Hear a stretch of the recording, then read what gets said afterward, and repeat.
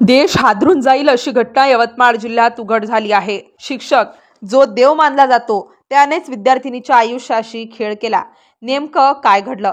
पालकांनो, ही बातमी शेवटपर्यंत ऐका, कारण ऐकल्यावर तुमच्याही अंगावर काटा येईल। ढाणकी छोटंसं गाव, इथल्या एका कोचिंग क्लासचा मालक व शिक्षक बाहेरून बघायला सगळं अगदी व्यवस्थित। विद्यार्थी येतात, शिकतात आणि घरी जातात, पण या क्लासच्या 4 भिंतींआड मात्र भयंकर राक्षसी सत्य लपलं होतं। 16 वर्षीय विद्यार्थिनी शिकायला आली आणि शिक्षकानेच तिच्या निरागसतेचा गैरफायदा घेतला।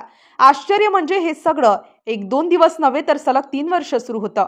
होय, 3 वर्ष या शिक्षकाने अल्पवयीन मुलीवर अनैतिक संबंध ठेवले आणि याच संबंधातून मुलगी गर्भवती राहिली। 4 महिन्यांचा गर्भ तिच्या पोटात वाढत होता, पण शिक्षकाला हे नको होतं। त्याने पुढचा डाव खेळला, गर्भपाताच्या गोळ्या दिल्या।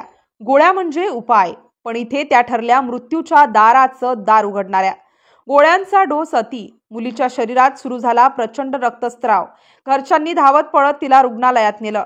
पुसद येथील खासगी दवाखान्यात डॉक्टरांनी तपासणी केली, तेव्हा त्यांनाही धक्का बसला। हे साधं आजारपण नाही, ही घटना गर्भपाताशी संबंधित आहे। डॉक्टरांनी लगेच पोलिसांना कळवलं। पोलीस रुग्णालयात पोहोचले, मुलीचा जबाब घेतला आणि शिक्षकाविरुद्ध गुन्हा दाखल झाला। पण मुलीची प्रकृती खालावत चालली होती। डॉक्टरांनी नांदेड शासकीय रुग्णालयात रेफर केलं। तिथेही जीव वाचवण्याचे प्रयत्न सुरू झाले, पण सोमवार दिनांक 22 सप्टेंबर रोजी 16 वर्षाची ती निरागस मुलगी, तिचा जीव गेला।